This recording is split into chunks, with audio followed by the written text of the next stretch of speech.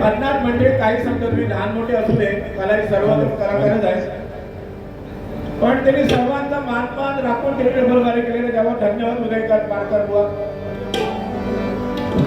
परमेश्वराने आपल्याला हा देह दिला आहे, सर्वांचा देह त्या मातीत जाणार म्हणून मी म्हणतो.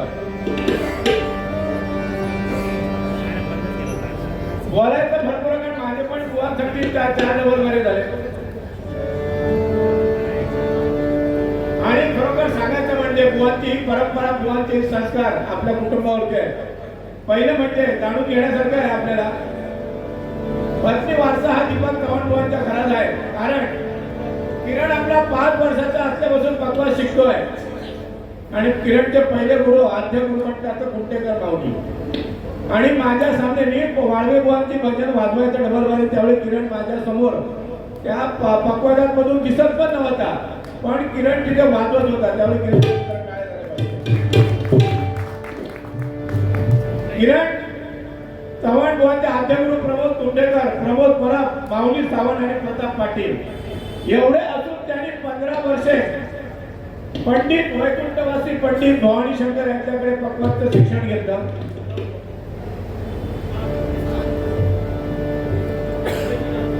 पंडित गणेश बंडा उरण यांना पकवाची साथ केली आहे.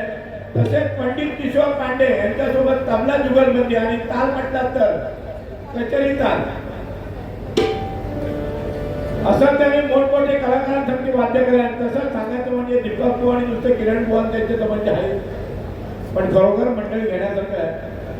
दीपक बुवा हे जे मंडळ चालवत होतं ते मंडळ अजून चालवतात त्यांचे शिष्यगण, आणि त्या मंडळाचे आता बुवा आहेत दीप्ती चव्हाण वारी. खरोखर दीप्तीसाठी टाळा होतं. कारण कसं कौतुक करावं तेवढं थोडं आहे. दीप्ती ही गायन तर करते, छान विचारच आहे ती.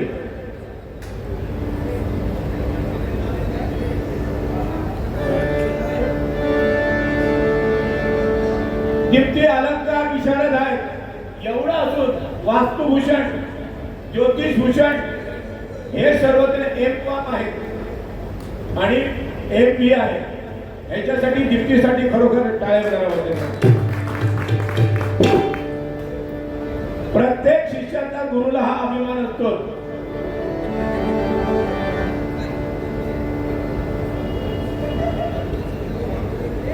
हा हे बघा, आमचे बरेच बुवा मुंबईत ते गाणे लिहून देतात. म्हणजे कुठले गाणं असो, जसा प्रोग्राम असेल तसं गाणं देणारे कवी माझे मित्र राजा दळवी यांच्याकडे 100 रुपयाचं बक्षीस आले. धन्यवाद धन्यवाद धन्यवाद.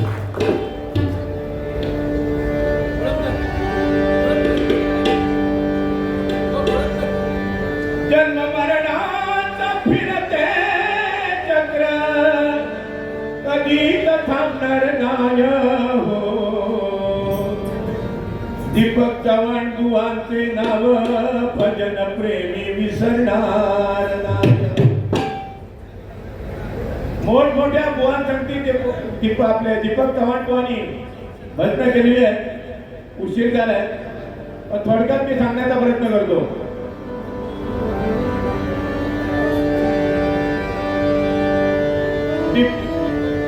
दीपक चव्हाण बुवांचे नाव भजनी प्रेमी विसरणार नाही.